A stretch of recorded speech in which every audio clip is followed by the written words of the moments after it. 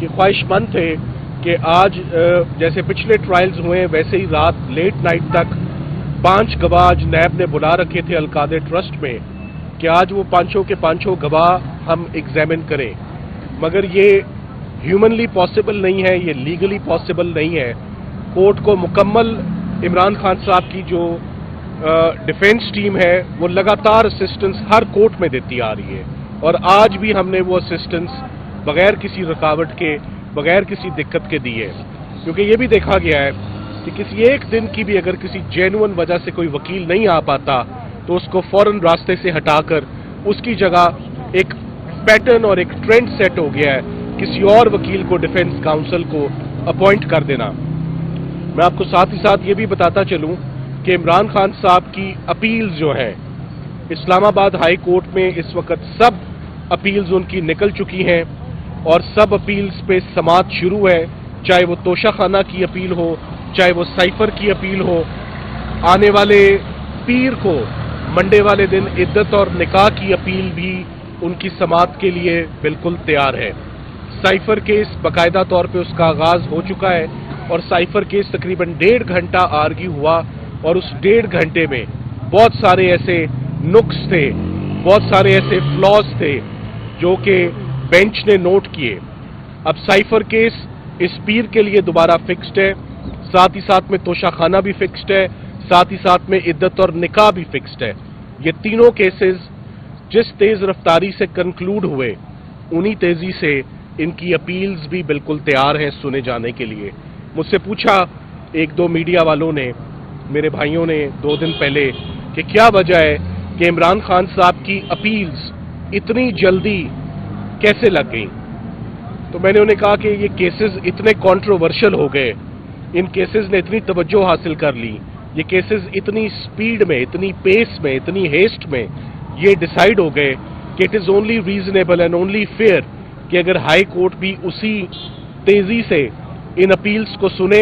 اور انہی تیزی سے یہ بھی دیکھے کہ ان کے اندر کیا کرمنالٹی ہے۔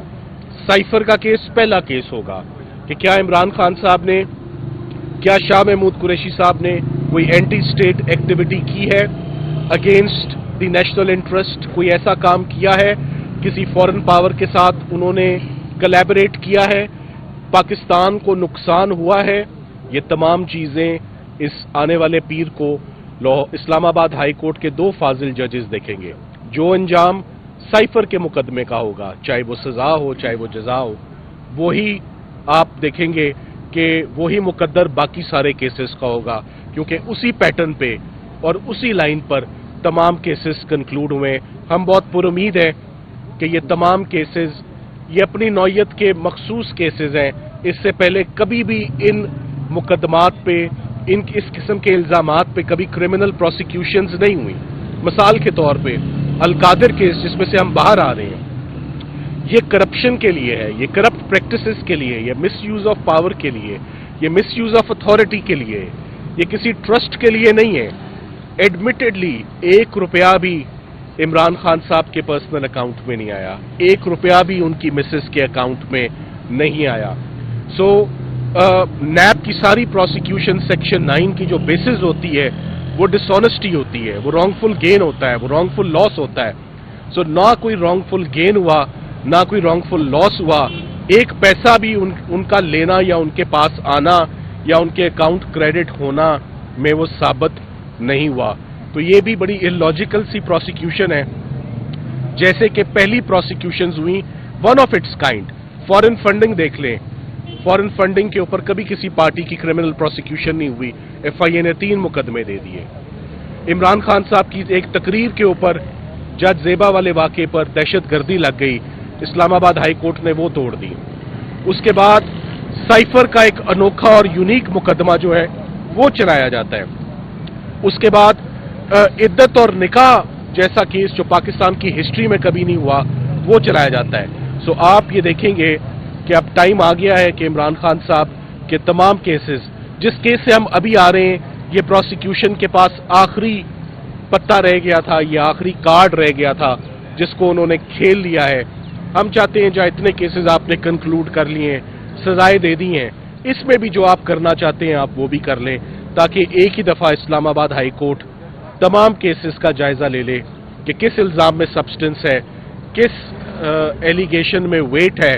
تو اس کے مطابق یہ فیصلے اب ہونے جا رہے ہیں ایک ہفتے میں۔ میں امید کرتا ہوں ان دی اینڈ کہ رمضان کے اندر میں عمران خان صاحب کی رہائی دیکھ رہا ہوں، میں عمران خان صاحب کو باہر آتے ہوئے دیکھ رہا ہوں، کیونکہ رمضان سے آگے ان کو اندر رکھنے کا اب کوئی بھی جواز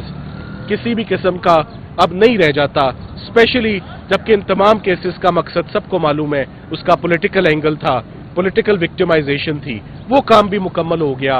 حلف بھی لے لیے لوگوں نے، وزیر اعظم بھی بن گئے، وزیر اعلیٰ بھی بن گئے۔ سو اب خان صاحب کو جیل میں رکھنا،